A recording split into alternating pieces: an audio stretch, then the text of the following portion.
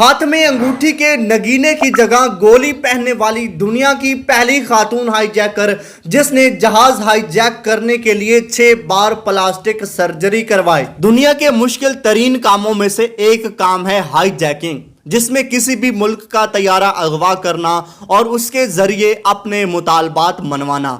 High jacking جیسے جرم میں اول تو کسی خاتون کا ملوث ہونا ہی حیرت کی بات ہے، لیکن کسی نوجوان لڑکی کا جہاز ہائی جیک کرنا، پھر پلاسٹک سرجری سے اپنی شکل تبدیل کرانا اور ایک بار پھر ہائی جیکنگ کرنا، یہ تو یقیناً ایسی حیران کن کہانی ہے جو کہ فلمی لگتی ہے۔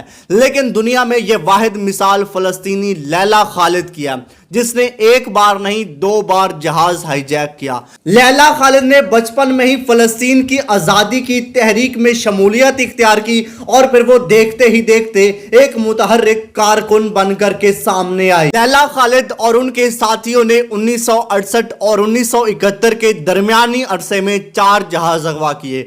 فلسطین لبریشن فرنٹ میں شمولیت اختیار کرنے کے بعد لیلا خالد نے پہلا جہاز 29 اگست 1969 کو اغوا کیا۔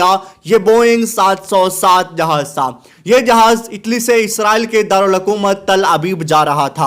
اطلاع یہ تھی کہ اسرائیل کے وزیر اعظم اسحاق رابن بھی اس فلائٹ کے مسافروں میں شامل ہیں۔ جہاز ایشیا کے فضائی حدود میں داخل ہوتے ہی اس کی جو کنٹرول ہے وہ ایک نقاب پوش خاتون اپنے ہاتھ میں لیتی ہے۔ اس نے پائلٹ کو حکم دیا کہ فلسطینی شہر حیفا کے اوپر سے پرواز کرتے ہوئے جہاز کا رخ دمشق کی طرف موڑ دو۔ دمشق جانے سے پہلے میں اپنے جائے پیدائش وطن مالوف حیفا کو دیکھنا چاہتی ہوں۔ خاتون اور اس کے ساتھی بموں سے مسلح تھے۔ پائلٹ نے حکم کی تعمیل کی، جہاز دمشق میں اتار لیا گیا۔ مسافروں کو یرغمال بنا کر فلسطین کی آزادی کا مطالبہ کیا گیا۔ پوری دنیا کی توجہ فلسطینیوں پر صہیونی مظالم کی طرف مبذول ہوئی۔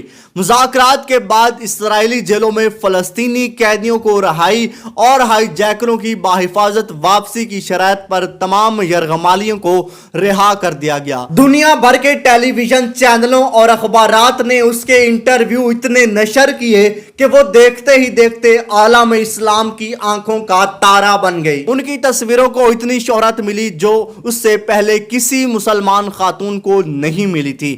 مقبولیت کا یہ حال تھا کہ پورے یورپ میں رہنے والی لڑکیوں نے اس کے سٹائل کو بالوں سے لے کر سکارف اور لیلا جو کہ انگوٹھی پہنتی تھی اپنایا۔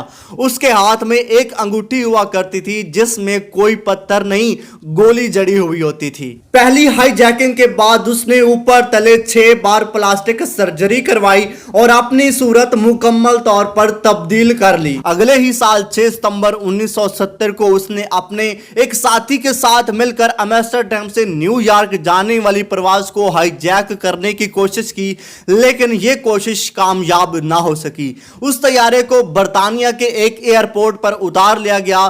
لیلا خالد کے ساتھیوں کو گولی مار کر کے ہلاک کر دیا گیا، جبکہ اسے گرفتار کر لیا گیا۔